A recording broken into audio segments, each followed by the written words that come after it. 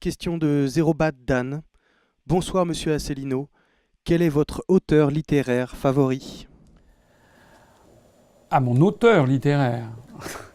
Euh, J'en profite pour dire que notre compteur n'a pas encore franchi le cap des 14 000. Mais je pense que ça ne devrait pas sans doute trop tarder. On l'aura pas vu au cours de cette émission. Mon auteur, c'est difficile comme question. C'est très difficile.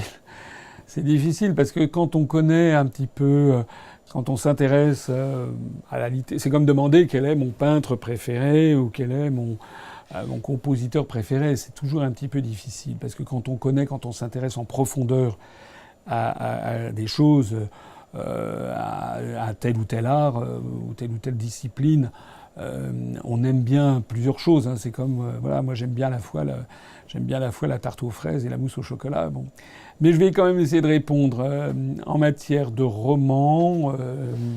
Bon, même si ça n'est pas un auteur français, donc si ce ne sont que des traductions, j'avoue que j'ai un petit faible, même un gros faible pour Dostoïevski. Voilà, un roman comme bien sûr les frères Karamazov ou Crime et Châtiment, mais plus encore L'Idiot. L'Idiot est un livre, moi, que j'ai découvert à l'adolescence. J'ai eu la chance d'avoir un professeur de français au lycée Louis-le-Grand à Paris qui m'a fait comprendre que j'avais rien compris à ma première lecture. Franchement, c'est un roman extrêmement profond. Les grands romans russes, de façon générale, mais celui-là, L'Idiot et les frères Karamazov, c'est à peu près pareil. C'est vraiment des romans qui me touchent énormément. En matière de littérature française, pour des romans, j'avoue que j'ai un peu des... Qu'est-ce que j'aime bien? J'aime bien Madame de Lafayette, la princesse de Clèves. J'avoue que j'aime bien, ça fait un peu nunuche de dire ça, mais j'ai beaucoup aimé à l'adolescence Paul et Virginie, de Bernardin de Saint-Pierre. C'était le grand roman qui a été extrêmement connu à la fin du XVIIIe siècle. Pourquoi? Parce que ça raconte une amourette, et puis c'est un roman un petit peu philosophique, typique de la fin du XVIIIe siècle. Ça se passe en plus à l'Île-de-France, c'est-à-dire à l'île Maurice. Voilà. Et sinon, j'aime bien Stendhal. Voilà, j'aime bien Stendhal. Quelques ouvrages de Balzac que j'aime bien. Et puis l'époque contemporaine. Enfin, je vais pas citer tout le monde. Certains grands romanciers contemporains. Moi, j'avais bien aimé les Thibaut de Roger Martin du Gard. C'est quelque chose qui m'avait bien plu. Voilà. Là, on ne parle que des romans. À vrai dire, je fais un petit mea culpa, c'est que je n'ai plus beaucoup le temps, même plus du tout le temps, de lire des romans.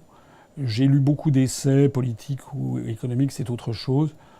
Je lis un tout petit peu de poésie. J'en ai lu un petit peu, mais presque rien. René Char ou Yves Bonnefoy, que pour des raisons familiales je connaissais. Voilà, en fait, malheureusement, un responsable politique et avec un mouvement qui se développe à toute allure, comme c'est actuellement le cas de l'UPR, malheureusement, je n'ai pas beaucoup de temps pour cultiver ce jardin secret. Mais j'en profite pour dire quelque chose. C'est que je ne suis pas quelqu'un qui suit un dictateur dans l'âme, qui a la soif de pouvoir. Pas du tout. Moi, les gens qui me connaissent bien savent que je suis plutôt un idéaliste. Et moi, je m'appliquerai, si je suis élu président de la République, je m'appliquerai cette très belle maxime d'un très grand auteur littéraire, que je cite très souvent, qui est Charles de Gaulle, qui est un excellent écrivain. Il faut absolument lire les Mémoires de guerre. Il y avait de Gaulle qui avait dit une fois, je crois, à Perfit, il vaut mieux partir 1 an trop tôt que 5 minutes trop tard. Voilà. Donc si je suis élu président de la République, ne croyez pas que je serai quelqu'un qui m'accrocherait comme ça à ma fonction. Je ferai ce pourquoi les Français m'auront élu. Je le ferai avec beaucoup de courage, de conviction et un peu d'abnégation, si je peux me permettre, parce que je crois dans mon pays. Je veux absolument que collectivement on redresse notre histoire de France. Et puis quand le temps sera venu, à ce moment-là, je dirais, voilà, le temps est venu. On a redressé la maison France et maintenant on rend aux Français la France telle qu'ils l'aiment. Et puis moi, j'irai lire un bel ouvrage, des beaux ouvrages sur des plages d'îles lointaines. Voilà. Vive la République, vive la France.